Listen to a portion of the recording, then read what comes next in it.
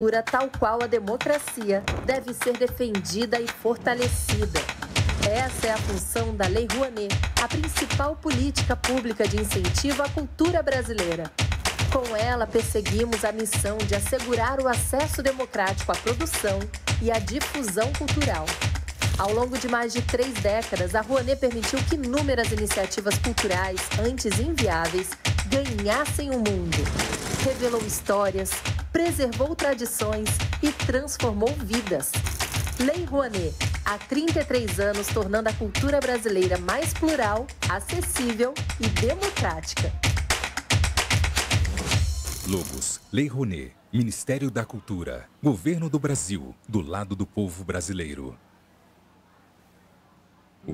É para nossa gente da Bahia que a Embasa trabalha, seguindo a estratégia do governo do estado para levar água de qualidade para mais de 10 milhões de pessoas. Tem mais, 470 milhões de reais investidos na ampliação do tratamento de esgoto na capital e no interior. É saúde, é cuidado, é vida, é investimento com embasamento. Embasa é governo do estado. Por você, pela Bahia, pelo futuro. Energia que renova e que se renova a cada dia. Há 30 anos, a Bahia Gás se alimenta dessa energia boa da Bahia.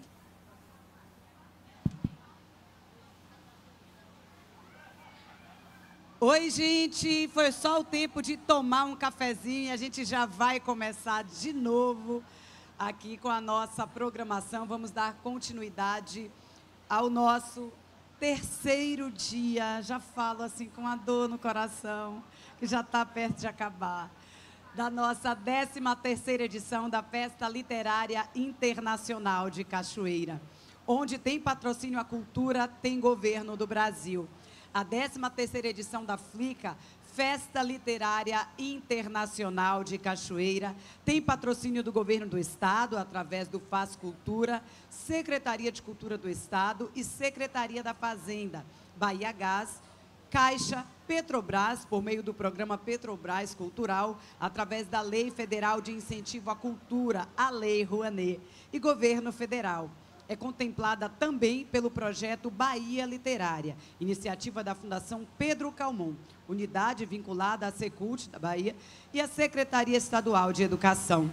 Conta com o apoio da Embasa, a realização é da Schomer, em parceria com a Prefeitura Municipal de Cachoeira e LDM, que é a livraria oficial do evento, onde vocês podem comprar obras aqui dos nossos autores que participam do evento e tantas outras que estão disponíveis para venda aí do lado de fora. E agora, a gente vai dar início à mesa que tem como tema Por Via das Dúvidas. A gente vai ter o Lima Trindade, que é mestre em letras pela Universidade Federal da Bahia, escritor e autor dos livros As Margens do Paraíso, O Retrato ou Um Pouco de Henry James, Não Faz Mal a Ninguém e Aceitaria Tudo, entre outros. É cronista e é quem vai mediar esse bate-papo. Chegue mais, Lima Andrade.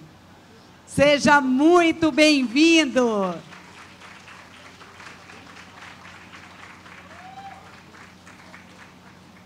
O palco é seu.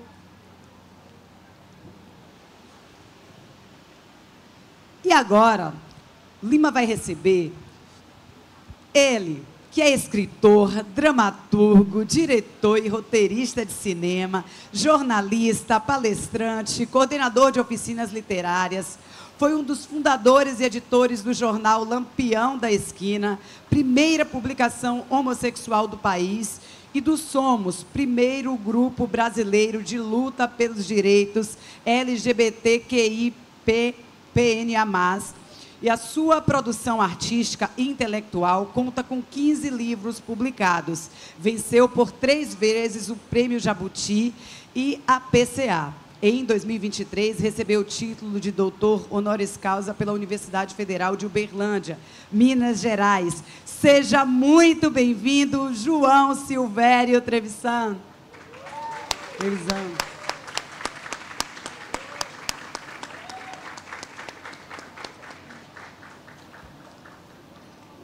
Pode ficar à vontade, escolha onde vai sentar. E ela, Mariana Paim, que também vai fazer parte desse bate-papo. Venha, Mariana, ela que nasceu em Tanquinho, é poeta, professora, pesquisadora, militante feminista e autora, além de também atuar em diversos projetos de produções artísticas que visibilizam e disseminam o protagonismo das mulheres nas artes. Muito, muito bem-vinda. Peraí, deixa eu te dar um abraço. Eu não dei um abraço.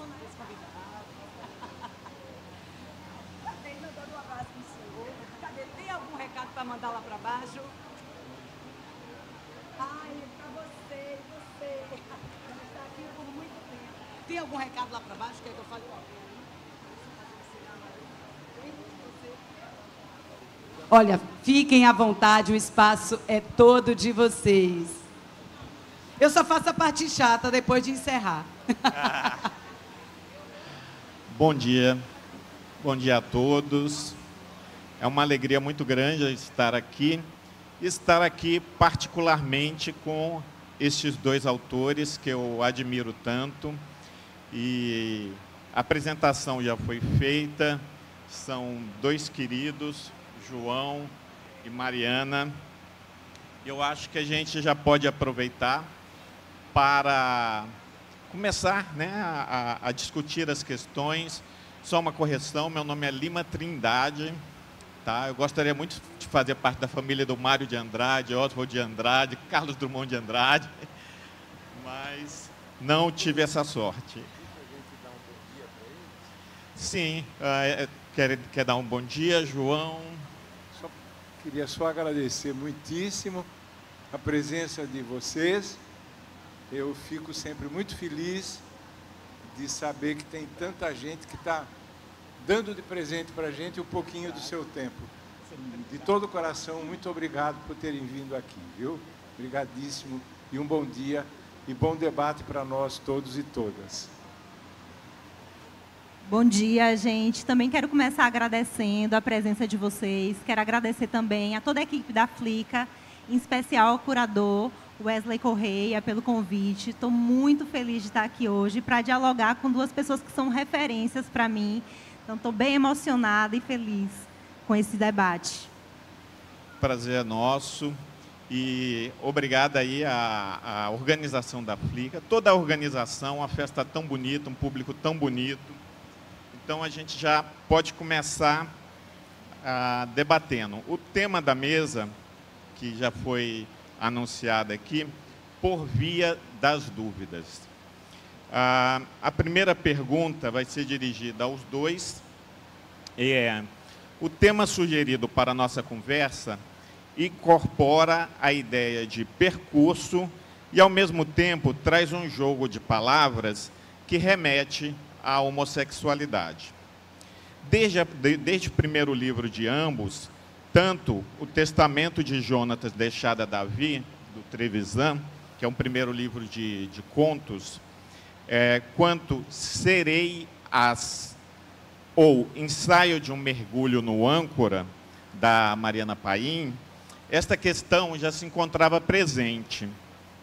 E aí eu queria saber dos dois, e a gente pode começar com a Mariana, pode ser, João, né? Se houve espaço para a dúvida, uma vez que a dúvida é uma palavra tão bonita e tão interessante, né? Para essa escolha de seguir este caminho já no primeiro livro, de estar presente essa questão da sexualidade. Então, eu adorei o tema da mesa, né? Enquanto poeta, eu gosto muito dessas possibilidades que se abrem a partir da palavra, dos usos da linguagem. Na escrita do Sereias, que é um livro de 2019, acho que não havia mais um espaço para a dúvida. Mas antes disso, eu começo a escrever ainda ali na adolescência, eu acho que outros percursos foram feitos, né, para eu chegar até o Sereias. Então, eu penso muito, assim, antes da escrita do Sereias, nas referências que eu não tive acesso, né? Então, enquanto poeta em formação, ao longo da adolescência, dos primeiros anos da minha vida adulta, eu tinha muito poucas referências, né, de escritores, de escritoras LGBTs. Então, eu escrevia meus poemas, mas não considerava que essa era uma questão que cabia naquele tipo de gênero literário, né? Então, eu escrevia muitas vezes sobre uma sensação de deslocamento, né?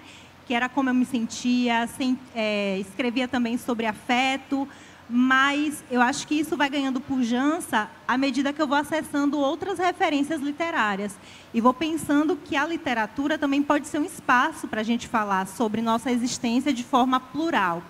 Então, na escrita do Sereias, eu já estava em um outro momento. Estava fazendo doutorado, estava pesquisando uma escritora lésbica, né, que é considerada a primeira escritora brasileira a fazer romances com protagonistas lésbicas, que é a Cassandra Rios.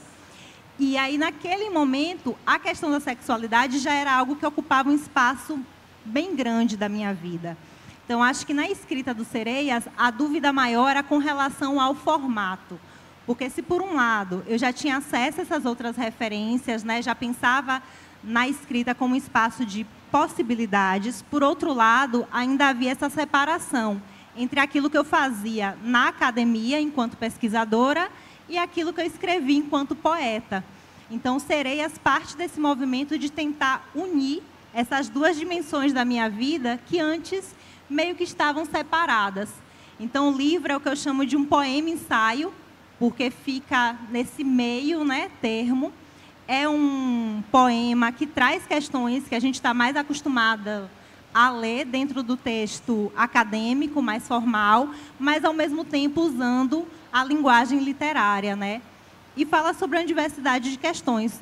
É um poema longo, né? O livro inteiro ele vai sendo atravessado por diversas questões, como as próprias possibilidades que a linguagem abre para a gente falar dessas experiências, mas, sobretudo, da vivência que eu tive em conhecer o Âncora do Marujo.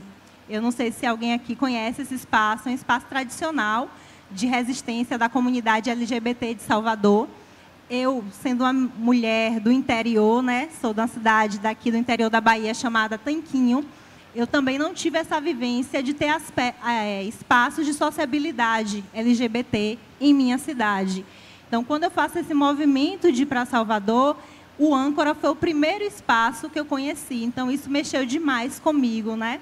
Então, o livro ele vai tocando nessas questões, né? Na questão da resistência, nos espaços que criam comunidade e também nas possibilidades que a linguagem oferece para a gente falar de outras formas sobre as nossas existências.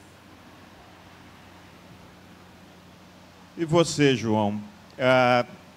No Testamento de Jonatas, deixado a Davi, como é que você sentiu que essa era uma questão premente que você precisava colocar?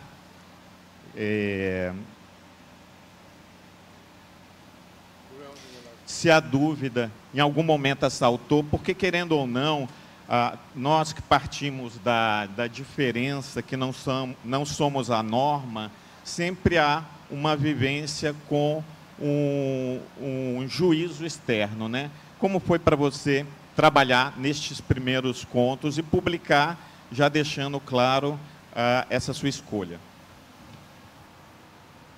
Bom, eu tenho 81 anos, absolutamente carregados de dúvidas. Desde que eu nasci, provavelmente. Quando eu era garoto, as minhas dúvidas eram tantas que eu pensava em me matar. Tinha muitas fantasias suicidas por conta do meu pai, muito violento, mas porque eu não cabia no mundo ao meu redor. Toda essa questão da dúvida não é apenas na minha trajetória, uma parte da minha literatura. É alguma coisa relacionada, de fato, com o meu lugar no mundo. Eu acho que é muito comum para alguém LGBT a sensação de que a gente está no lugar errado. Por que isso? Porque todos os projetos que nos rodeiam não refletem o que a gente vive. E para uma criança, obviamente, é alguma coisa muito dolorosa você não entender o que é que está acontecendo com você, porque você não está adequado aos projetos que te envolvem, aos projetos desde o mocinho do cinema até o menininho na escola, que você acha bonitinho e gostaria de ser amigo dele. Você não sabe o que está acontecendo.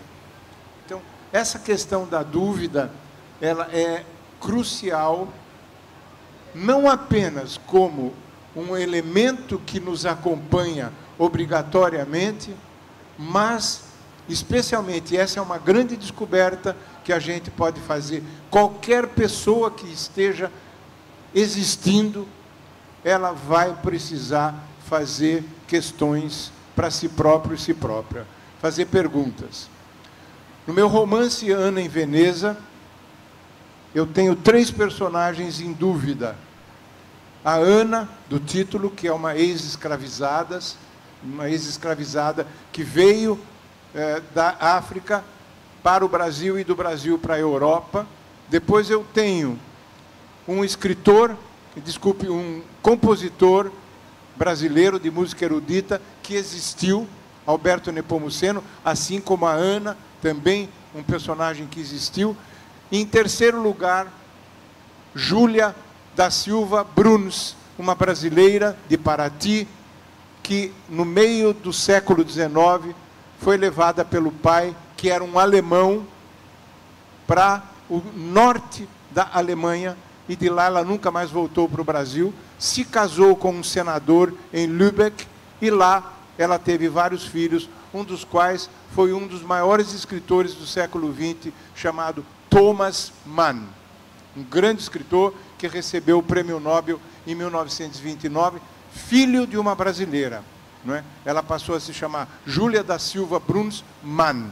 Enfim, esses 3 personagens refletiam na época muito do que eu estava vivendo, inclusive pelo fato de ter me descoberto HIV positivo, que era uma outra dúvida que não estava prevista no meu projeto, não é? Mas que acabou acontecendo. E esses 3 personagens fazem perguntas a partir do ponto de vista em que eles vivem, que é a sensação de exílio. Ana, porque era semi-analfabeta, aliás, era analfabeta, e que tinha perdido a sua pátria mais de uma vez. Alberto Nepomuceno, que estava indo para a Europa para buscar as raízes da música brasileira lá, nos primeiros grandes compositores, e trazer para cá, e começar uma música de fato brasileira. E, em terceiro lugar, Júlia, que depois passou a se chamar Iulia, em alemão se pronuncia o J como I. Essa pequena modificação mudou todo o olhar dela para o mundo, porque ela, até o final da vida, nunca conseguiu se recuperar da sua infância em Paraty. Ela escreveu um pequeno livro autobiográfico em que ela deixa claro que a infância dela em Paraty era o paraíso. Ela nunca mais conseguiu voltar ao paraíso e, no final da vida, o filho mais novo dela conta que, na agonia da Júlia, ela passou a falar uma língua estranha e mais gutural, que provavelmente era o português. Então, eu privilegio esses personagens porque eles refletem a minha posição de exílio e de dúvida, mas também porque, através desses personagens, eu posso me apresentar para o leitorado, não é, com a minha problemática. Então, no Ana em Veneza, eu tomei Ana em Veneza, um romance meu de 1994, como uma referência, porque a Ana, a negra Ana, que no romance ela já está à beira da morte, com tuberculose, ela tem mais de 60 anos, em Veneza, não é? Onde ela tinha ido para se encontrar com a Júlia, de quem ela tinha sido mucama, quando jovem em Paraty. Ela se tornou uma sábia, justamente porque enfrentou todos os tipos de dúvidas e de exílio.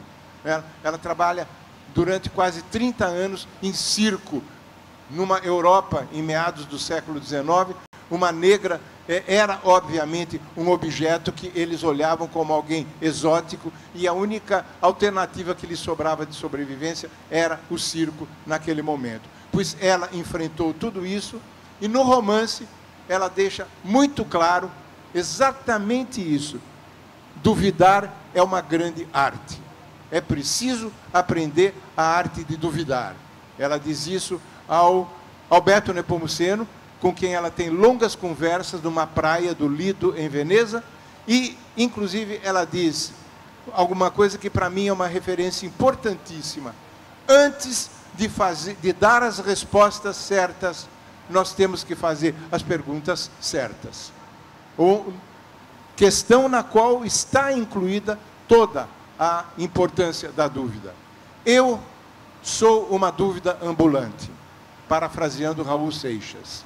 Eu não tenho nenhum receio em dizer isso, porque isso não apenas reflete a minha personalidade enquanto pessoa, enquanto escritor, mas também porque reflete o meu pensamento político. Eu tenho uma consciência política muito crítica.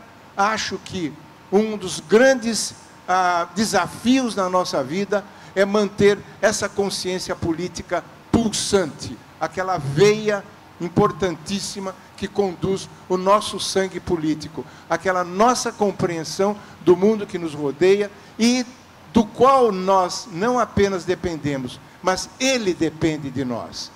Especialmente em se falando numa democracia, não tem conversa, a questão toda é a dúvida. A dúvida está na base das democracias, porque não existe nenhuma democracia que já vem pronta.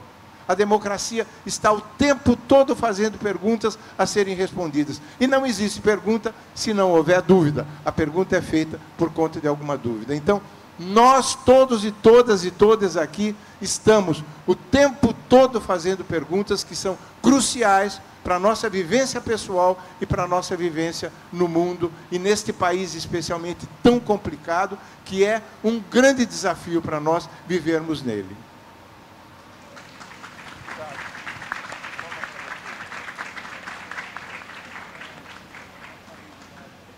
Não, tá bom, tá bom.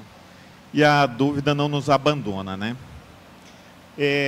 Uma coisa também que eu percebo que é comum na literatura dos dois autores é uma indeterminação de uma busca de um gênero literário puro como modelo.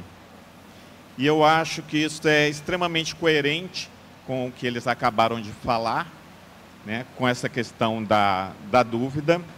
E no caso da Mariana Paim, a gente pode pensar já neste primeiro livro, que é tão instigante, porque se chama Sereias, mas tem ali uma separação, serei, né, o verbo, serei as. Né, então ela se põe no olhar do outro, ser o outro. E o João também, o Trevisan, a gente pode citar entre tantos livros dele que articulam com diferentes gêneros o Em Nome do Desejo, para citar apenas um deles, que se apropria do sistema de perguntas e respostas que é utilizado no Catecismo da Igreja. E aí eu queria perguntar para os dois, a gente pode começar de novo com a Paim, se essa exigência, esse interesse dessa indeterminação do gênero surge deliberadamente ou se no momento de criação do texto é o próprio texto que exige que seja assim. Por favor. Então, eu costumo pensar que a escrita, como eu falei anteriormente, é esse espaço de possibilidades. E eu gosto, sobretudo, de exercitar essas possibilidades, né? Tanto no Sereias quanto no Lugar Comum, que é meu segundo livro, eu lanço mão de diversos procedimentos de escrita, né? Me aventuro um pouquinho pela prosa também, mas eu tenho pensado muito que essa questão do tema e da forma são algo que eu goste, que caminhem juntos, né? Então, seja no meu fazer poético, seja na minha escrita acadêmica também, eu tenho percebido que, ao longo do tempo, eu tenho me preocupado cada dia mais com a questão da forma, né? Então, na escrita da tese mesmo, eu não queria escrever um texto acadêmico, né, nos moldes tradicionais, mas queria escrever algo que dialogasse com o tema que eu estava debatendo, que são essas questões em torno da obra da Cassandra Rios, que pensam sobre as construções de gênero e sexualidade que se fazem presentes nos seus romances, nas suas narrativas, né? Então, acho que cada tema, que cada esforço que a gente faz para se aproximar daquilo que a gente quer dizer, exige da gente também uma atitude, um exercício que é diferente. E, para mim, acho que a escrita é muito esse lugar, assim, de também buscar dar nome àquilo que ainda permanece nominado e criar um contorno, algo que ainda está, de certa maneira, sem forma. Então, eu gosto dessa possibilidade de experimentação e gosto de, a cada poema, a cada texto que eu escrevo, tentar dizer as coisas de um outro modo, de uma outra forma. E aí acontece de repente, você começar com uma proposta, trabalhando como você trabalhou, a poesia como um ensaio também, de repente surgiu uma outra maneira de dizer ali, e isso acaba funcionando também, ou não? Você já se programou, você já pensou que aquele era o caminho e segue adiante? Então, esse é um exercício difícil para a gente que é capricorniano, né, e gosta de ter controle sobre tudo. Eu acho que cada projeto exige da gente um esforço, né, e um gesto diferente. Por exemplo, na escrita da tese, que é um texto mais longo, né? Então, eu fiz um projeto do que seria escrito, né? Pensei num plano para cada capítulo, quais as questões, quais os autores e autoras com os quais eu gostaria de dialogar, né? Então, fiz esse roteiro do que seria o texto final. No poema, eu acho que eu me permito ter um pouco mais de liberdade no exercício da linguagem. E tem uma autora que eu gosto muito, que a Gabriela, que estava na mesa anterior, citou, que é a Glória Anzaldúa, que é uma autora queer, ticana, que ela fala que acredita muito na escrita como alquimia. Ela também é poeta. E o que é que seria essa alquimia? Seria essa possibilidade da gente começar a escrever sobre um tema e a escrita se metafosear e trazer uma outra questão que estava ali encoberta para a gente. Então, acho que, principalmente quando eu estou escrevendo poemas, eu me permito mais essa liberdade e gosto. Quando eu começo um poema achando que ele vai cumprir um roteiro, cumprir uma via pré-determinada, ele me mostra uma outra coisa, me apresenta um outro caminho.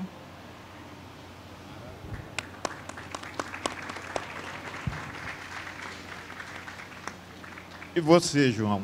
Você que em tantos romances, livros, a gente vê a presença de diversos gêneros, assim como em Nome do Desejo, você se apropria do catecismo e também de pesquisas com poetas místicos, né? A gente vê, por exemplo, o Rei do Cheiro também, que você traz muito da produção cultural, mistura música. Como é para você? Você, ao criar, você já pensa nas formas que você vai utilizar, ou a demanda vai surgindo a partir do momento da criação? A gente volta para a questão da dúvida, na verdade. Eu dou oficinas literárias há quase 40 anos. E uma coisa que eu bato o pé com todo mundo que participa das oficinas, eu quero um projeto que vocês me apresentem desse poema ou desse conto. Como assim um projeto? Projeto é alguma coisa que você tem para poder sentir que está pisando no terreno firme e superar esse terreno e partir para a experiência alquímica. Ou seja, o projeto é alguma coisa absolutamente maleável, mas absolutamente necessária. Para esse romance que eu mencionei, Ana em Veneza, eu fiz um projeto de 90 páginas. E se eu não tivesse feito esse projeto, eu não teria conseguido escrever o romance, que eu precisei de 4 anos. Eu recebi uma bolsa de 1 ano para escrever, e eu demorei 4 anos para desdobrar todo o romance, que é muito complexo, se passa em várias cidades da Europa, em várias cidades do Brasil, em várias épocas, inclusive. Mas toda a questão, para explicar essa alquimia, eu fui para Veneza para fazer pesquisa. O coração do romance, ele não vai estar aí à venda, eu não estou falando porque ele estaria disponível, ele está esgotado, infelizmente, deve sair logo, mas, independentemente disso, eu preciso dar essa referência para deixar bem clara a resposta que eu gostaria de apresentar sobre a necessidade de manter a dúvida, inclusive quando o chão é firme. Eu fui para Veneza para fazer a pesquisa. O coração do romance é em Veneza, chama-se Ana em Veneza, e lá eu precisava conhecer um palacete, um palazzo. Veneza é uma cidade muito antiga, é uma das coisas mais deslumbrantes que o ser humano criou. Não dá para acreditar que aquilo foi feito por humanos, de tão belo que é. Em cima da água, não tem ruas, as ruas são todas aquáticas, não é? Só tem os barcos que fazem o transporte.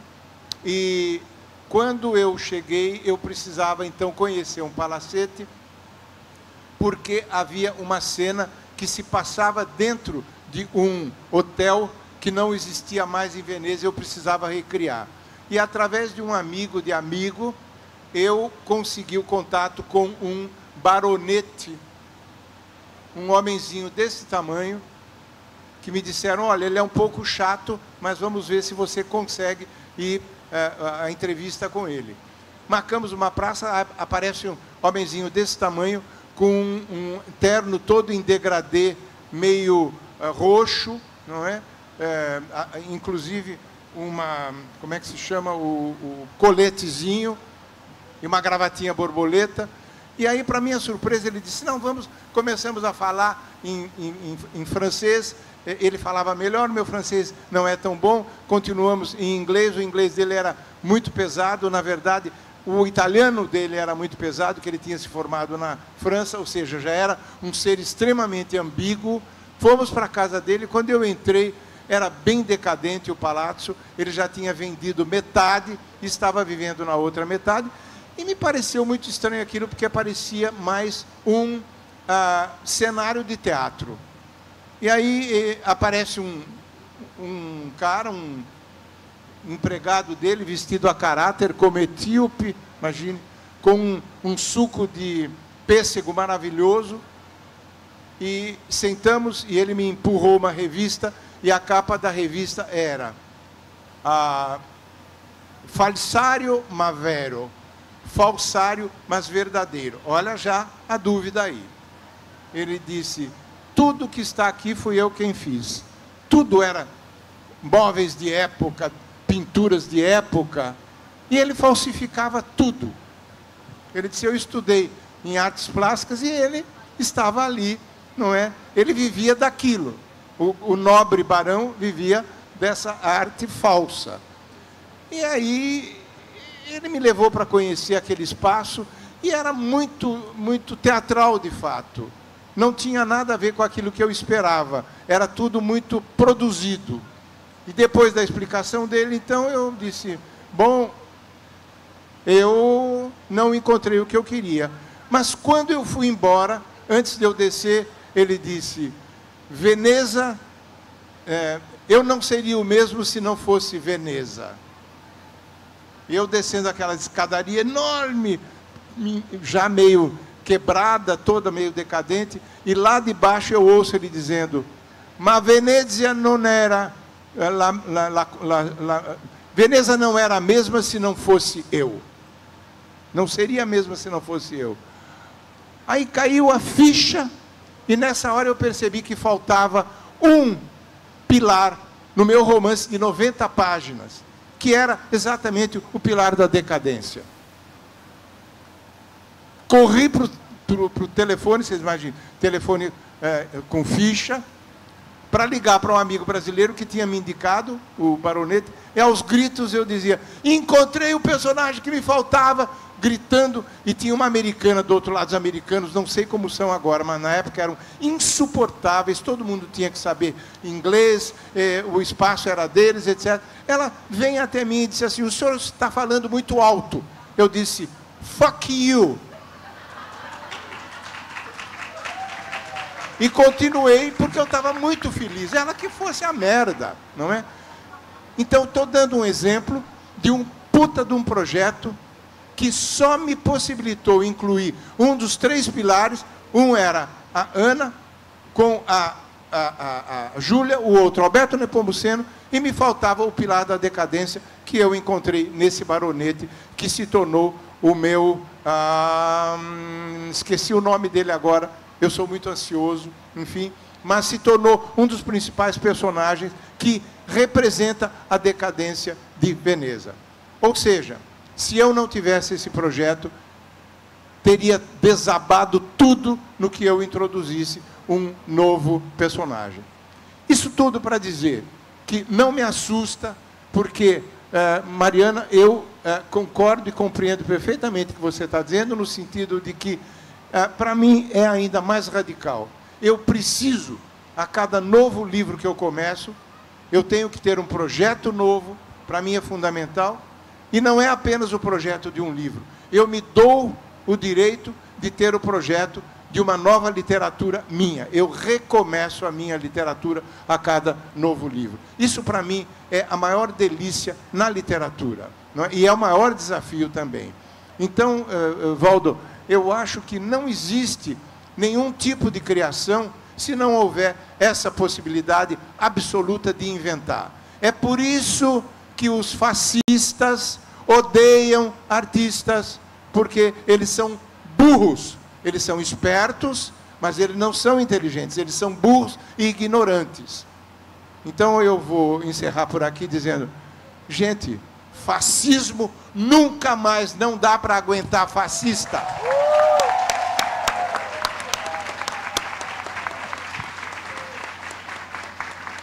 E uma coisa que precisa ser lembrada, o João fez a primeira oficina online na internet, a primeira foi dele, aberta em 1999. Hoje está muito popular, né?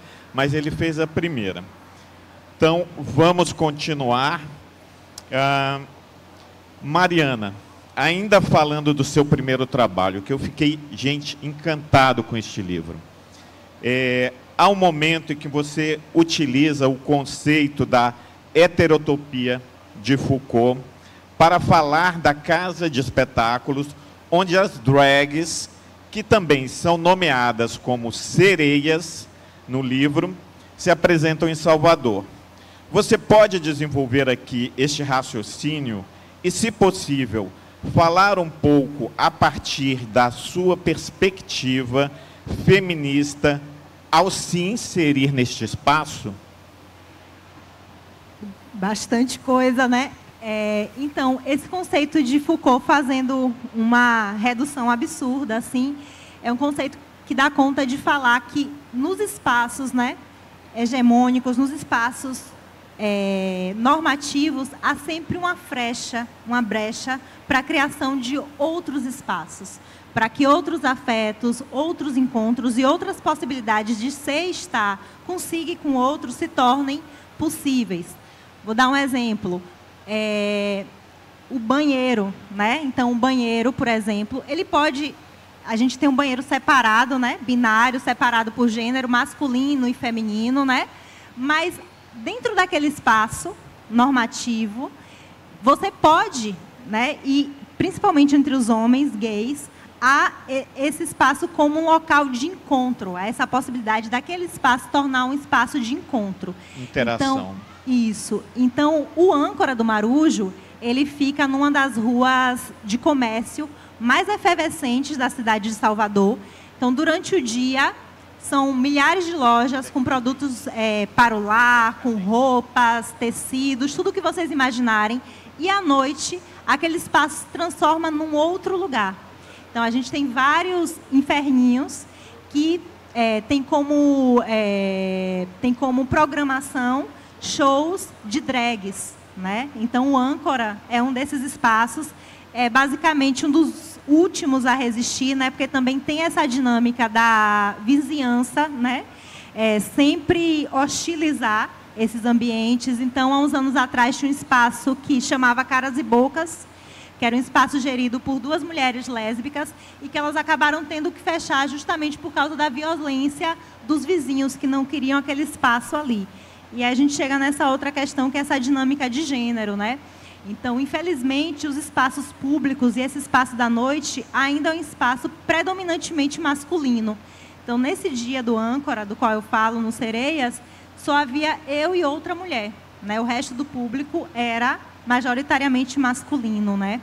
Então, o conceito de heterotopias permite a gente pensar na criação desses outros espaços, mas a gente também tem que levar em conta essas outras intersecções que dizem do gênero, que dizem sobre a sexualidade também. Eu acho que aí a teoria feminista entra também para abrir esse outro rol de discussões, né? Porque a vivência da sexualidade para homens e mulheres dissidentes é totalmente diferente, né? Então, acho que eu gosto muito do conceito do Foucault, mas prefiro ainda mais a releitura que o Paul Preciado, que é um teórico espanhol, enfim, ele tem feito, né? Justamente porque ele leva em conta também essas outras dimensões que diz respeito ao gênero e também às outras formas e possibilidades de sexualidade. Eu acho interessante também pensar esse espaço, que é um espaço também onde há muita presença heterossexual, não é? Não fica restrito, não é então, há realmente uma utopia também ali presente, né, de realização de sonho e tudo, né? João, o que você quis desvelar a respeito da realidade política e social do país ao escolher uma trupe de travestis para protagonizar o romance A Idade de Ouro do Brasil, passado em 2009, no auge do governo Lula? Bom, que delícia que você mencionou esse romance, que eu escrevi como um roteiro inicialmente para o Marco Nanini fazer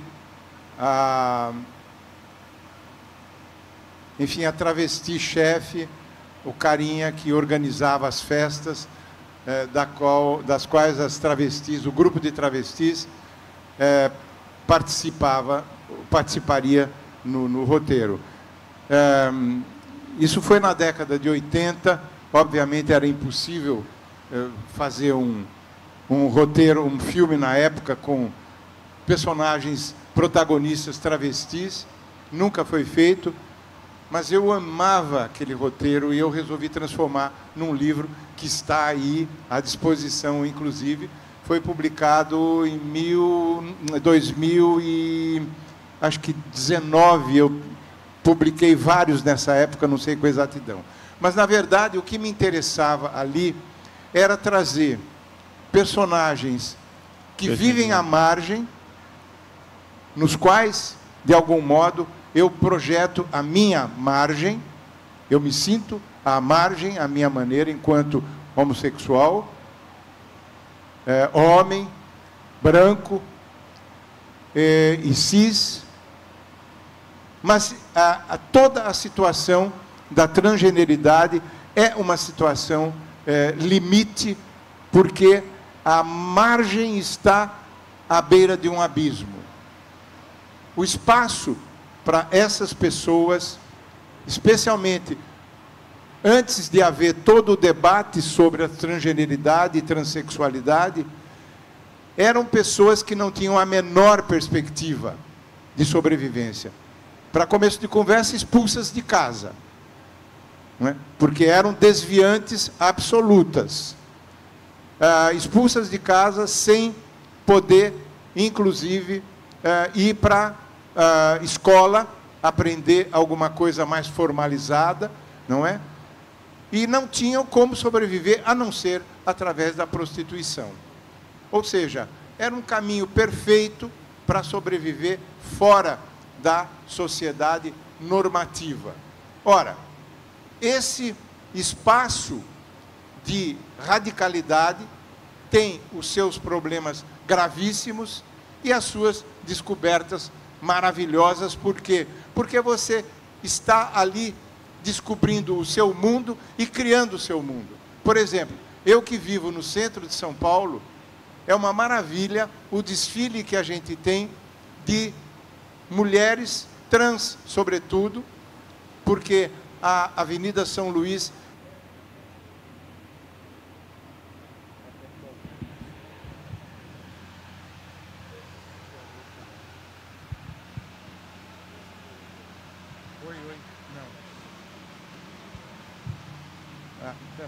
Oi, pronto. Então, ali você tem um desfile de pessoas que estão criando personagens. Essas pessoas, elas estão de tal modo marginalizadas que elas acabam diante da possibilidade de se reinventar inúmeras vezes, que é o que se chama de performatividade, que é alguma coisa deslumbrante, porque é o espaço absoluto da dúvida enquanto gênero e também enquanto pessoa. Você tem a possibilidade de inventar inúmeros personagens. Essas figuras protagonistas eu coloquei no meu romance durante um encontro de pessoas da elite brasileira que querem fundar um novo partido de direita. E convidam no final, obviamente são bastante hipócritas, como as pessoas de extrema direita costumam ser, porque elas vendem um discurso e não é nesse discurso que elas acreditam e nem nesse discurso que elas sobrevivem. Trazem no final do encontro esse grupo de travestis para fazer uma festinha e diverti-las. Ocorre, obviamente, uma fricção brutal, há um drama espantoso no decorrer do romance, mas eu consigo, através disso, para citar esse romance, A Idade de Ouro do Brasil, levantar questões imensamente importantes na vida brasileira, a começar pelo título, que é o título de um blog que a chefe das travestis, a líder das travestis, mantém, porque ela acredita que ela é a Rainha Carlota II. A Carlota I era a mulher do Dom João VI. Então ela vai trazer de volta a Idade de Ouro do Brasil. E a Idade de Ouro do Brasil é um grande sonho que nós temos, trazido do sebastianismo já, não é? Que achava que nós teríamos um grande líder. Não por acaso o período é o período do Lula, nosso presidente, nosso grande presidente, mas propositalmente eu coloco em xeque toda a questão dos mitos e das lideranças. Nós temos sim líderes nos quais acreditamos, mas nós não podemos abdicar daquilo que nós representamos em nossas sociedades. E isso eu tentei colocar nesse grupo de travestis, quando elas tomam toda a mansão onde elas estavam, e elas exigem um resgate para liberar os políticos que ali estavam. Então, para mim, era a oportunidade de virar do avesso a questão. Eu não vou contar o final, porque é muito pesado, muito duro, mas eu conto sim o finalzinho, que é um final em que o amor vence. Ali, naquele grupo de travestis, havia uma travesti que vivia o seu grande amor, e é essa travesti que recebe, no final, toda a bênção daquela situação criada através de uma grande tragédia.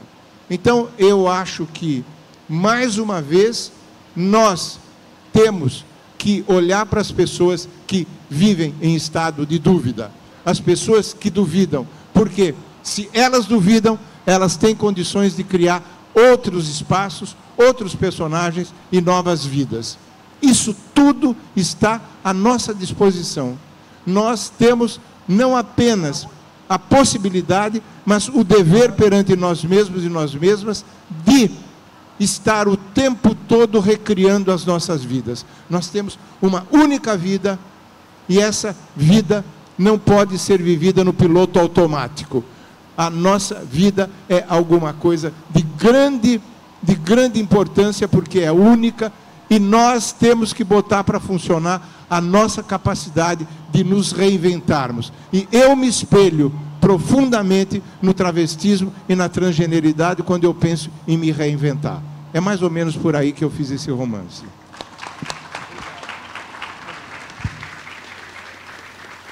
Eu sei que não é da época de todo mundo aqui, né? Mas seria mais ou menos como um Priscila hardcore, né? Radical. Quem assistiu o filme? Oi. Em Lugar Comum, a poesia de Mariana ganha uma diferente dicção, voltando-se mais para o cotidiano de um eu lírico, mas mantendo ainda o referencial espacial e a condição de algo difícil de se nomear, porém de que se é cúmplice. O não continua sendo a palavra mais afiada para uma mulher? Antes de me responder, Mariana, eu gostaria que você lesse os poemas Caminho, depois Toma um Chope e O Não é a palavra mais selvagem. Aí você volta para responder a pergunta. Por favor. Não, obrigada. Obrigada, João. Então, eu vou começar com Não, é a palavra mais selvagem. É um poema, esse livro ele é dividido em 4 partes. A primeira parte se chama Ausência, a segunda Travessia, a terceira Contratempo e a quarta Movimento. Então, os poemas de cada parte do livro dialogam, de certo modo, com essas questões. E aí o não vem dessa parte movimento que minhas amigas, enfim, a gente brinca dizendo que são a sequência dos nãos, que são vários poemas que usam da linguagem, né, para tensionar as normas, os discursos dominantes. Mas, enfim, esse poema diz assim: reaprendo a ler todos os dias, e hoje só sinto pelo tempo que foi de mim tirado. Troquei os móveis por espaço, não cozinho, lavo ou passo, e não divido contigo nem a cama. Só durmo comigo com a Flor Bela Espanca e a Emily Dickinson. Moro e acordo nas palavras, e sigo amolando-as feito faca, sendo não a mais afiada.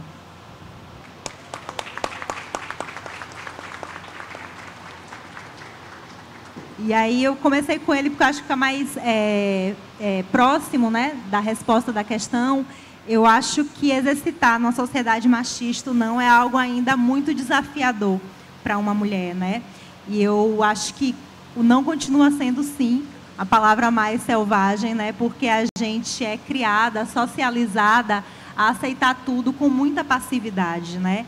Então, dizer não para algumas situações, né? E principalmente para essa linguagem que muitas vezes nos oprime também, né? Nos invisibiliza, eu acho que sim, continua sendo essa palavra e esse espaço de desafio. Esse poema, o título, né? Ele toma emprestado um verso, não a palavra mais selvagem, da poeta inglesa Emily Dickinson, né? Que está presente também nominalmente no cinema. E eu acho que, de certa forma, ele fala desse lugar do não e do quanto a gente ainda precisa exercitar cotidianamente, né, nossa habilidade de responder às opressões, à invisibilidade, o silenciamento e toda a série de violências que é imposta a nós. Mas eu acho que também é um poema que aponta para o poder que a leitura teve em minha vida, porque é um poema que cita e dialoga com diversas outras autoras, né? Então, acho que hoje, se eu consigo dizer não com firmeza e penso nessa como uma palavra mais selvagem, é porque também eu tive acesso a uma série de autoras que também aproximaram essa palavra de mim.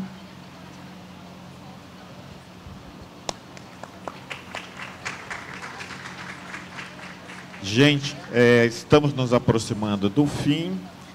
Vou fazer mais uma pergunta para o João. Vou também pedir para ele fazer uma pequena leitura. Aí depois a gente vai abrir para as perguntas, né, que forem possíveis, né? Já está no finalzinho, mas dá para fazer pelo menos um bloco com 3 perguntas. Tá, então... João.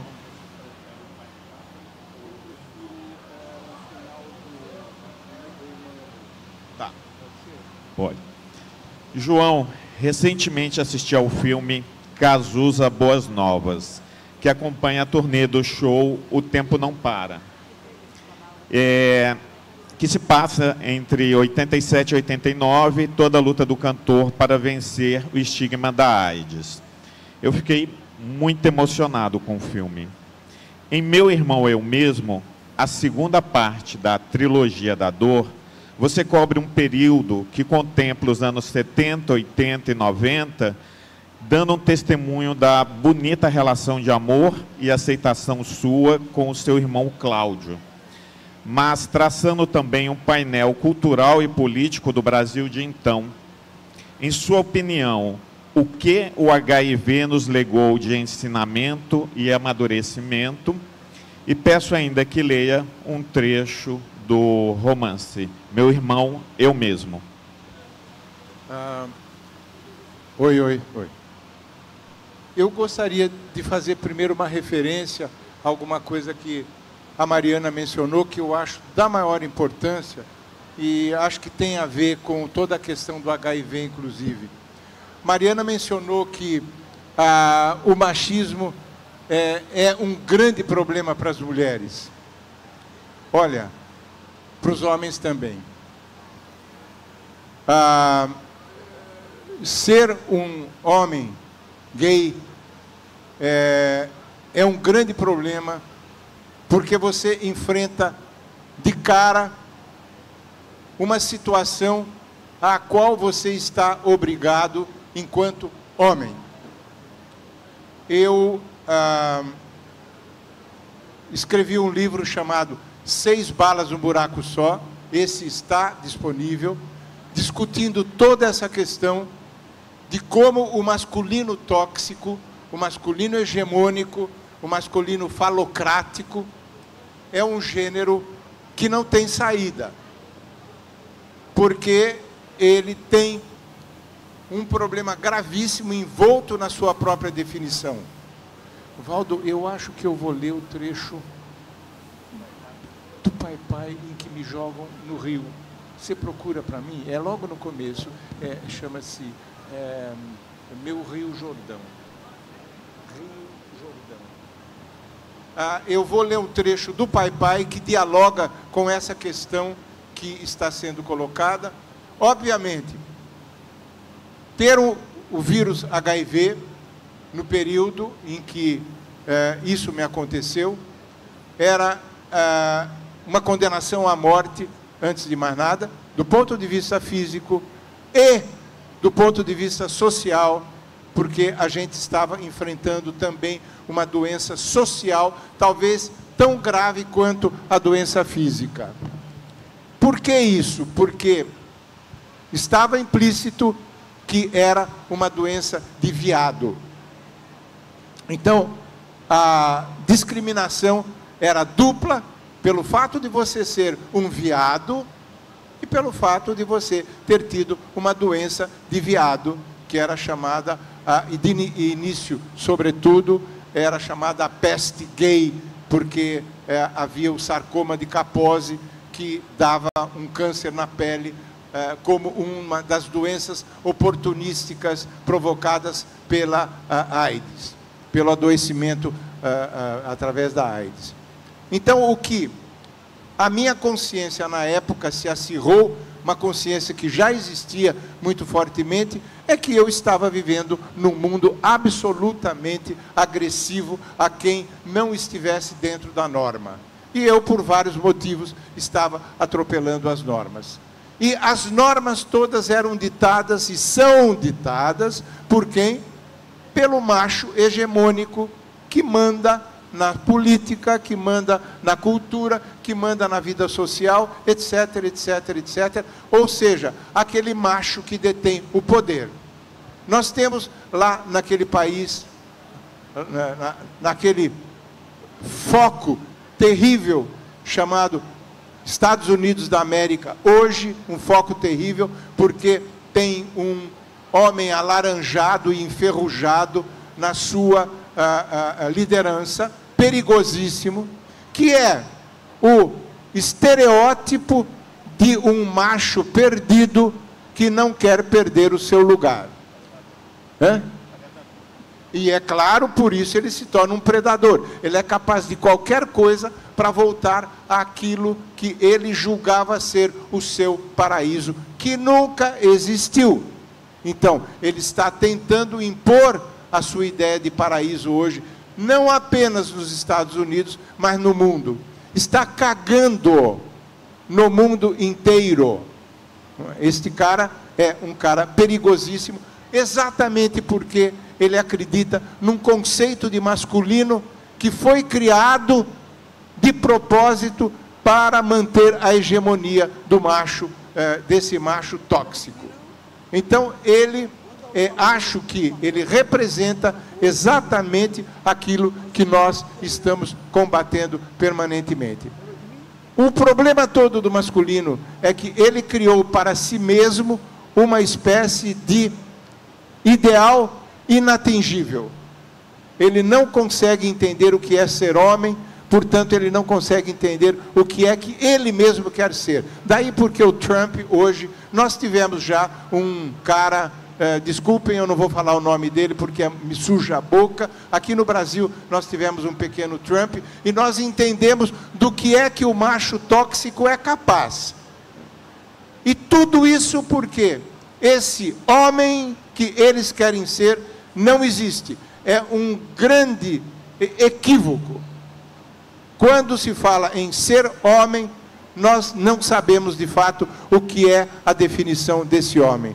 É o barbudo é aquele que anda com uma sunguinha, é aquele que desmunheca, é aquele que é pequeno, é aquele que não gosta de jogar futebol. E aí o que é o feminino? O feminino é aquela que não gosta de futebol, enfim, todos esses estereótipos fazem parte dessa criação de um conceito de masculino tóxico. Eu vou terminar dando um exemplo. Desculpe, esse livro, 6 Balas no Buraco Só, ele é uma longa discussão, por isso eu mencionei, dessa questão do masculino tóxico. É uma abordagem multidisciplinar, que me custou 2 edições, agora está na 2ª edição. A 2ª edição já me custou 1 ano e meio de trabalho, a primeira 1 ano, agora eu tinha à disposição a internet e coisas inacessíveis antes da internet, mas isso tudo para dizer a dificuldade que foi discutir a questão do masculino, a questão daquele, quem sou eu enquanto homem? E aí eu quero ler um trechinho desse romance, que é a primeira parte da trilogia da Grande Dor, que é o pai-pai, a minha relação com o meu pai, e como é que eu aprendi a ser homem. O capítulo se chama, eu vou ler em pé, eu me sinto melhor, por favor. Meu Rio Jordão. Na infância, sofri um incidente significativo do embate opressor ante a mentalidade Trevisan, entre aspas, a mentalidade do meu pai, e que implicou um dos meus primeiros gestos de reação interior. Foi tão aterrorizante que ficou soterrado durante boa parte da minha vida, e só o resgatei, esse episódio, num dos últimos períodos de análise por que passei. Deixei-o reportado num dos meus contos, talvez mais de um.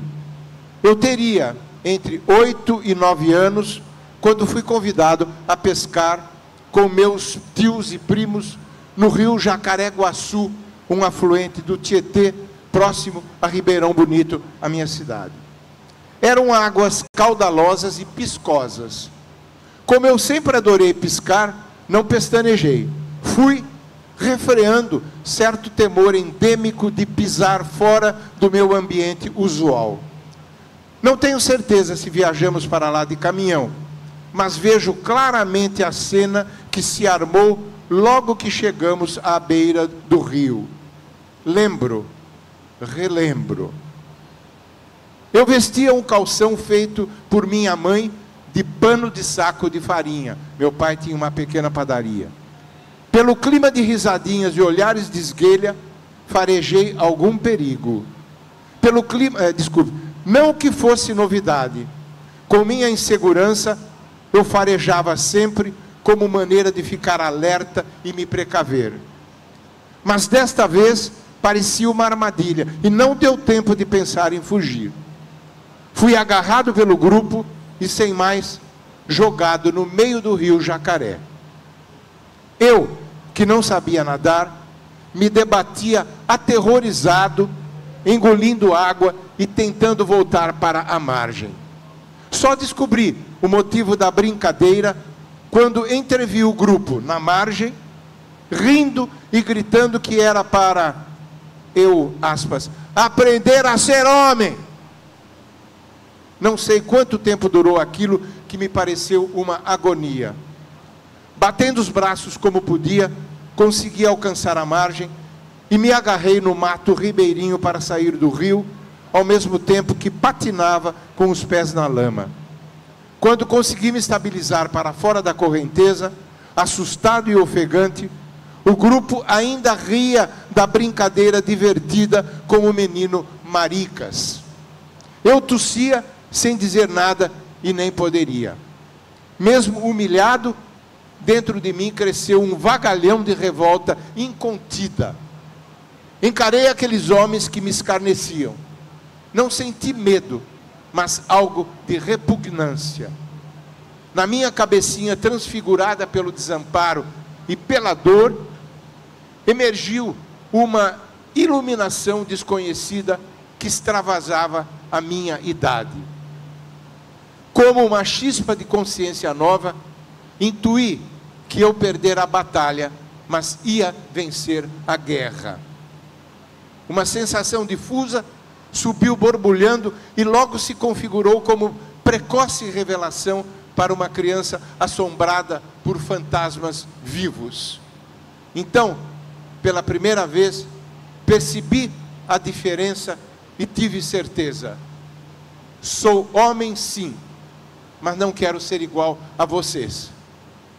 Apesar do céu não se abrir, nem o Espírito de Deus surgir em forma de pomba para me chamar de filho amado, ali se configurou o meu Rio Jordão. Aquele foi meu batismo, doloroso sim, mas bênção. Inadvertidamente, eu iniciava meu processo de ser outro, um homem, sem deixar de ser o mesmo filho de José, o cachaceiro.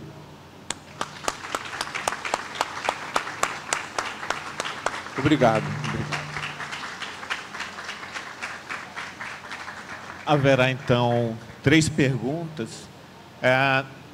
3 perguntas. Alguém tem ali uma pessoa. Tem um microfone para 2. Já tem 2 pessoas.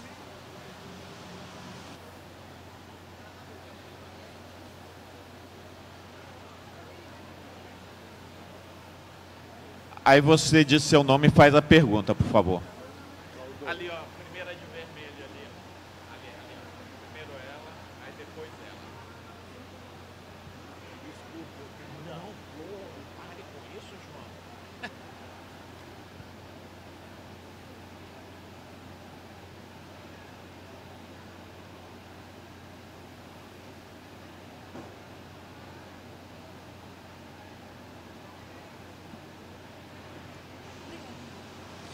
Olá, bom dia a todas e todos, todas as pessoas presentes. Gostaria de saudar a mesa. O meu nome é Yasmin Moraes, eu sou escritora e também pesquisadora em masculinidade, mas especificamente masculinismo. Eu pesquiso os movimentos masculinistas, especificamente Red Pills, na rede social TikTok. João, o seu trabalho me toca profundamente, tanto de maneira poética como também de maneira teórica.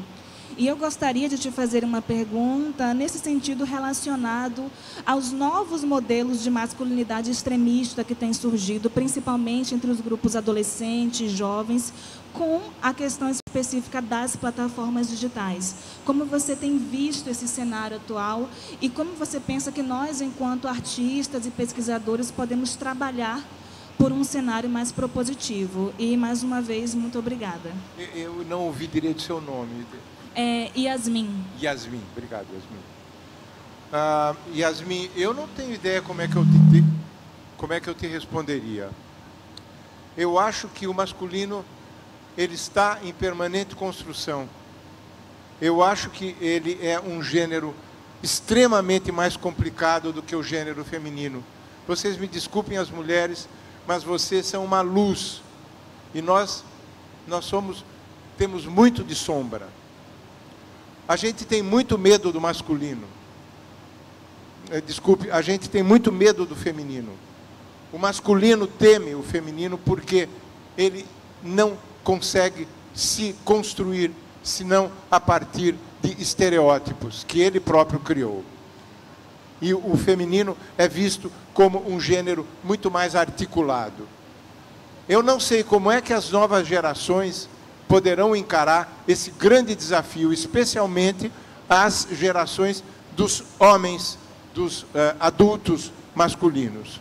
Mas é um gravíssimo problema, não apenas para o Brasil, que é o reinado dos machos, não é? Daqueles que se propõem a serem os grandes machos, mas o mundo todo. Nós temos um problema gravíssimo com a questão do masculino tóxico. O que me preocupa com as próximas gerações, e por isso eu digo que eu não sei o que dizer, é que elas estarão enfrentando um problema cada vez mais grave.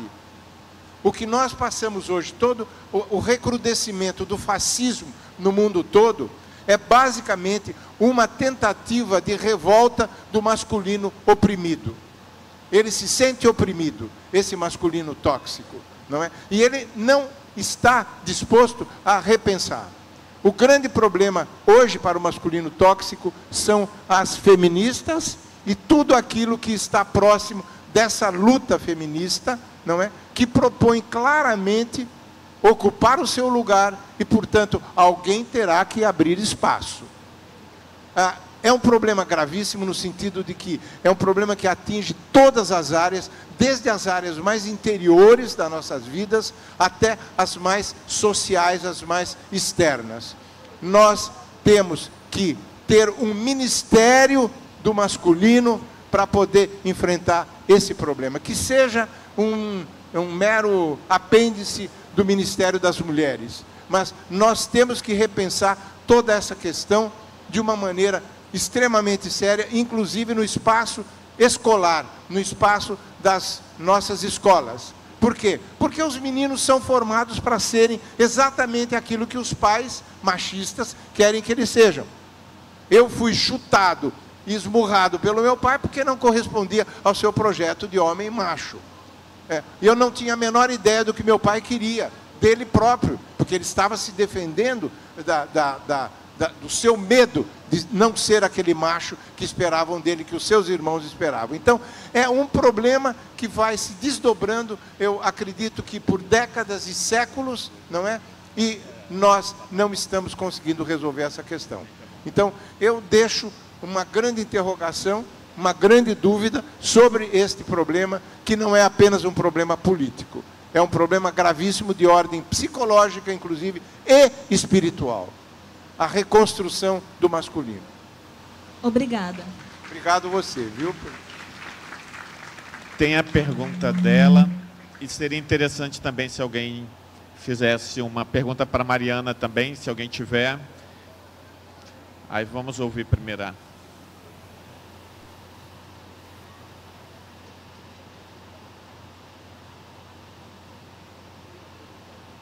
Oi, eu sou a Maria Fernanda, eu tenho 15 anos e através dessa mesa eu tive uma pergunta, na verdade, que eu sempre tive, já que pessoas LGBT, no caso, principalmente os homens gays e as mulheres lésbicas, sempre vivem essa inversão de gênero, de sempre homens gays serem associados a mulheres e as mulheres lésbicas a homens. E é, de novo, uma tentativa da sociedade impor a heterossexualidade em cima de pessoas que não são heterossexuais. Então, eu queria fazer a pergunta para os dois, de como foi viver um pouco disso, sabe? Tipo, não só na hora de refletir na escrita, mas na vida em si. Como que foi agir com essas pessoas que constantemente trocaram o gênero, entre aspas, de vocês por conta de uma coisa que não tem nada a ver com gênero? Então, Mariana, por favor, você poderia responder? Como é seu nome mesmo? Fernanda, obrigada pela pergunta. E aí, na sua questão, né, você abre espaço para a gente pensar sobre os estereótipos, né? Então, quando a ciência médica, né, começa a pensar, tomar a homossexualidade como objeto de estudo, parte muito a partir dessa ideia da inversão, né? Que a lésbica seria uma mulher que no seu desejo tem um masculino e o homem teria uma mulher por dentro, né? Teria algo de feminino dentro de si. Porque esses estereótipos eles vão se perpetuando, né, com o passar do tempo, né? Então, eu acho que os estereótipos, em todas as hipóteses e situações, são sempre algo complicado da gente lidar, porque eles criam expectativas em torno dos nossos comportamentos, né? Então, hoje em dia, por exemplo, o que seria um padrão de lesbianidade, um padrão de homossexualidade masculina, né? Mas a gente vai, acho que, tentando exercitar aquilo que o João falou, né? De pensar o gênero e a sexualidade também como um espaço de reinvenção perpétua. E eu acho que, para mim, assim, as primeiras referências que eu tive, né, quando eu estava ali nesse processo de pensar minha sexualidade, enfim, eram sempre referências que me repeliam. E aí, com o passar do tempo, a gente vai pensando, né, quais são as mulheres lésbicas que eu conheço, né, porque essas referências que dialogam, que flertam com esses estereótipos da masculinidade, me causavam, né, de certa forma, essa repulsão, né. E aí a gente vai pensando que não tem como a gente lidar com a sexualidade sem pensar no gênero também, né? Então, a gente tem que pensar nessas duas dinâmicas de forma conjunta, de forma imbricada. E outro dia desses, né, eu tinha um cabelo comprido. Eu sou uma mulher, né, lésbica, que geralmente eu não estou nem tão perto do estereótipo de feminilidade, nem da reprodução da masculinidade, né? Fico ali nesse espaço. E aí, a primeira vez que eu tive meu gênero averiguado foi quando eu cortei o cabelo. Eu lembro que eu fui no shopping, tal, eu tinha acabado de cortar o cabelo, e aí tinha uma criança, né, no banheiro, e aí a criança ficou me olhando assim, né, me medindo, me analisando. Aí, quando a mãe chegou ao lado, ela comentou alguma coisa. E aí eu consegui ouvir ela falando, ele não deveria estar aqui. E aí a mãe falou, né, olhou para ela e falou, não, é uma mulher. E aí ficou aquela situação, né? A criança me olhando, a mãe meio assim, sem saber como lidar. E eu fiquei pensando no quanto aquilo que a gente tem como algo estável, que é o gênero, é constituído de atributos totalmente aleatórios, né? No sentido de que, para uma mulher cis, ter o cabelo cortado, né, já abre brecha para que aquele corpo não seja mais reconhecido como feminino, né? Então, as reflexões que o João pontuou, né, dessa rigidez, do quanto o gênero, principalmente o masculino, né, tenta buscar essa rigidez que é impossível, eu acho que diz desse lugar, né, do quanto essa nossa criação, essa nossa sociabilidade, ela se baseia nesses estereótipos que muitas vezes estão muito distantes da gente e são meio que aleatórios, né?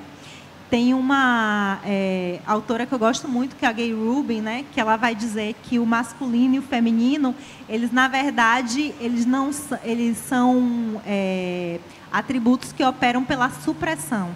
Então, a masculinidade seria você suprimir qualquer possibilidade, né, de traços associados socialmente ao feminino e vice-versa. E eu acho que é bem por aí, né? Então, quando a gente está numa sexualidade que é não normativa, que é dissidente, eu acho que sempre há essa pane na matriz, né, do gênero, né, de confundir gênero com sexualidade. Mas tenho feito muito esse esforço de pensar essas duas dimensões de forma conjunta e também de entender, né, esse caráter e essa margem que a gente tem também de reinvenção dos nossos corpos, dos nossos desejos. Fernanda, é Fernanda, né? Sim. E tem uma coisa que eu acho que é interessante, tentando acrescentar aí ao debate, é porque houve uma época onde essa ideia também do masculino e feminino foi visto como a inversão como uma doença, né? E a partir houve uma luta, havia a parte da comunidade que se sentia contemplada no desvio, por ser desviante, de ter uma justificativa moral que era muito útil para a família também, né, João? Que mandou muita gente para manicômios, sofrimentos terríveis.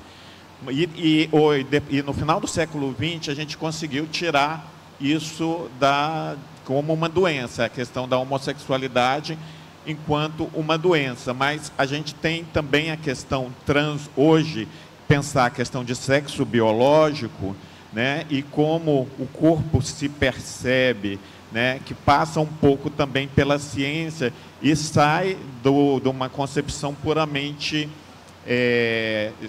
de estereótipo, né? Então, são questões complexas, precisa de um olhar delicado e que cada pessoa possa ser quem é, né, uma vez que não agride o outro, né, que está bem consigo mesmo, que tem o direito de se expressar. Tem uma pergunta ainda, Waldo? Tem mais uma pergunta ainda? Gente, tem mais alguma pergunta por fazer? Não, eu queria completar, assim, eu achei que tivesse uma pergunta. Mais nenhuma pergunta do público, por parte do público? Ah, sim, desculpa, tem Edilene. E o Dene, por favor. Bom dia a todos e a todas. Minha pergunta, Mariana, em sua visita à âncora do Marujo, esse seu olhar, essa visita ressignificou sua vida como uma mulher lésbica? Esse lugar lhe acolheu como se fosse um lugar de pertencimento? E a literatura acaba sendo uma obra terapêutica? Eu acho que estar no âncora me fez pensar e me aproximar de uma série de questões, né? De pensar dessa possibilidade do outro, de me reconhecer em corpos também, que apesar de transitarem por experiências de gênero e sexualidade diferentes das minhas, em alguma medida também estavam próximos a mim, né? Que é a brincadeira com o nome Sereias, né? Então, eu acho que o âncora me provocou diversas sensações, né? A ideia de, claro, de pertencimento, a sensação de estar em comunidade em alguma medida, mas também aquilo que eu falei anteriormente, de pensar que é um espaço que ainda é hegemonicamente ocupado por homens, né? Homens cis. Mas eu acho que, de toda forma, há espaço, né? Para essa sensação de proximidade, de aliança, né? Para aqueles que estão situadas desde um lugar que diz das margens. Então, me senti nostálgica também, porque é um ambiente, Lima conhece, né? Um ambiente que parece estar na década de 80, né? Então, você entra lá, essa ideia de um outro espaço, não só pela questão da sexualidade, por ser um espaço seguro para a comunidade, mas pela própria estética do espaço, né? Então, é como se eu tivesse um outro tempo. Então, acho que foi uma experiência bem importante para mim. Eu voltei diversas vezes depois no âncora, né? Já fui com minha mãe, com meu tio, enfim. Tem uma questão geracional também que eu acho que é bem interessante, que é nos espaços, né, mais comerciais de Salvador, mais da moda, assim, né, da comunidade. Geralmente você tem um público muito velho ou muito jovem. No âncora você tem uma diversidade de idades. Então você tem um público mais velho, você tem um público que é da minha faixa etária, você tem um público jovem. Então isso para mim também foi importante, estar nesse espaço de convivências entre diferentes gerações, né? E assim, eu não sei se eu consideraria a escrita, a literatura como espaço terapêutico. Eu acho que a escrita, a literatura são um espaço de vida, né? E aí eu posso falar do sentido que escrever tem para mim, né? Que ler tem para mim. Eu acho que eu escrevo porque desde muito cedo eu fui tocada com o poder da palavra. Eu acho que eu escrevo porque escrever é uma forma de me comunicar, de me aproximar do outro e de compartilhar a minha leitura de mundo. Eu acho que eu escrevo, né, porque a escrita, para mim, é uma continuidade da leitura. Eu acho que não tem nada que eu ame mais nesse mundo do que ler. E tem uma... Em certa altura, né, a Bell Hooks, que é uma autora que eu admiro muito, é uma feminista norte-americana, enfim, teórica, que ela fala que, ainda que não houvesse mais nada no mundo, a não ser os livros, a vida já valeria a pena. E eu acho que eu concordo totalmente com ela. João, você vai querer complementar? Eu só queria mencionar alguma coisa que me angustiou um pouquinho na pergunta da Maria Fernanda, não é? Que é o seguinte, para um homem de 81 anos, é quase cansativo explicar por que eu gosto de homem. Então enche o saco dar essa explicação. Eu prefiro falar de uma outra coisa, a quem poderá vir até mim e dizer, porra, qual é, cara? Mano, eu não tenho nenhuma necessidade de dar resposta para ninguém hoje, e nunca tive, mesmo quando eu não tinha coragem, estava ainda brigando com a minha sexualidade e saindo do armário, aquele menino assustado, aquele adolescente assustado. Para mim, hoje, eu gosto de lembrar, especialmente às pessoas evangélicas. Eu estudei num seminário durante 10 anos para ser padre. Eu lia muitíssimo a Bíblia, eu adoro a Bíblia. Eu não levo a Bíblia como a palavra de Deus ditada, é a palavra de um grande poeta, que foram muitos poetas que escreveram a Bíblia. E tem coisas na Bíblia absolutamente lindas enquanto poesia. E uma delas, especialmente no Evangelho, nos 4 evangelistas, é a questão do amor. Com licença, se nós vivemos no cristianismo, porra! Deixe que a gente ame. É uma questão de amar. Não é uma questão se eu gosto de homem ou de mulher. Eu tenho todo o direito de amar como qualquer ser humano tem e qualquer bichinho na natureza. Toda a natureza é feita de absoluto amor. O universo está em permanente movimento amoroso e por isso ele se desdobra e está crescendo permanentemente. Nós não vivemos sem amor. E se alguém que quer falar de cristianismo em nome do cristianismo e vem falar contra o meu amor, eu digo, por favor, vá ler o Evangelho de novo, está lá Jesus Cristo dizendo, amai-vos uns aos outros como eu vos amei. Ponto! Foi a grande revelação do cristianismo, foi amai-vos uns aos outros. Então, por favor, você é católico, você é evangélico, ame, e ame aquele que eu sou, por favor, porque eu quero que a sua religião seja uma verdade a ser seguida, para que vocês próprios possam nos ensinar o amor e não o ódio.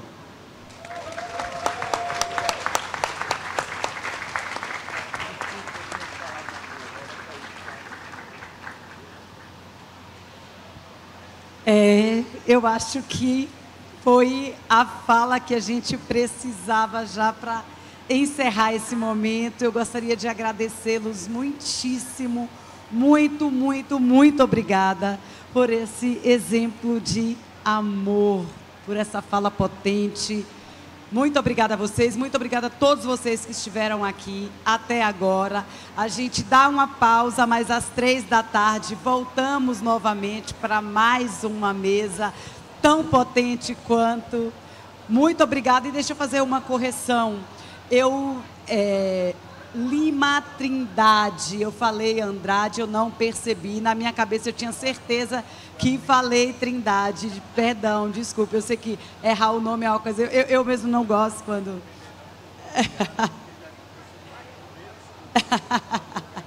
Gente, obrigada de verdade a todos vocês. Ficaríamos aqui por muito mais tempo, né, gente? Mas infelizmente a gente precisa encerrar. Muito obrigado, foi uma delícia estar aqui.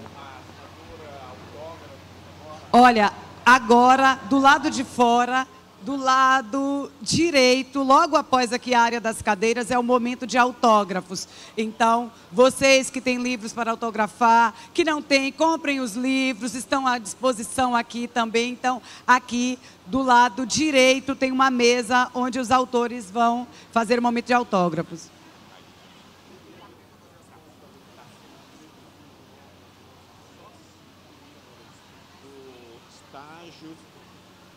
Estágios da dor, como é o nome dos 5 livros? Os sete estágios da dor. Ele só trouxe 5 livros, ele vai estar lá, se alguém se interessar também adquirir, além dos que estão na LPM. Certo. Ele vai... 7 estágios da agonia. Olha, tem 5 exemplares apenas do livro do João, 7 estágios da agonia, disponíveis para venda, estão com ele. Ele vai estar com esses livros ali. Quem quiser comprar, além dos outros exemplares, né, dos outros títulos que estão ali na LDM. A foto oficial.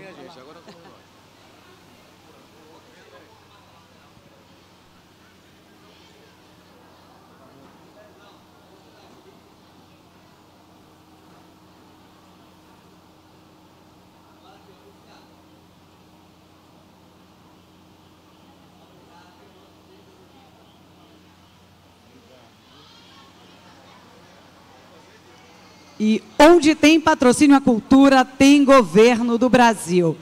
A 13ª edição da FLICA, Festa Literária Internacional de Cachoeira, tem patrocínio do Governo do Estado, através do Faz Cultura, Secretaria de Cultura do Estado e Secretaria da Fazenda, além de Bahia Gás, Caixa, Petrobras, por meio do programa Petrobras Cultural, através da Lei Federal de Incentivo à Cultura, a Lei Rouanet, e Governo Federal. É contemplada também pelo projeto Bahia Literária, iniciativa da Fundação Pedro Calmon, unidade vinculada à Secult e à Secretaria Estadual de Educação. Conta com o apoio da Embasa, a realização é da Schomer, em parceria com a Prefeitura Municipal de Cachoeira e LDM, livraria oficial do evento. A gente volta logo mais, vocês que estão aí acompanhando a gente pelas redes sociais, às 3 da tarde, com mais um momento aqui da nossa 13ª edição da Festa Literária Internacional de Cachoeira.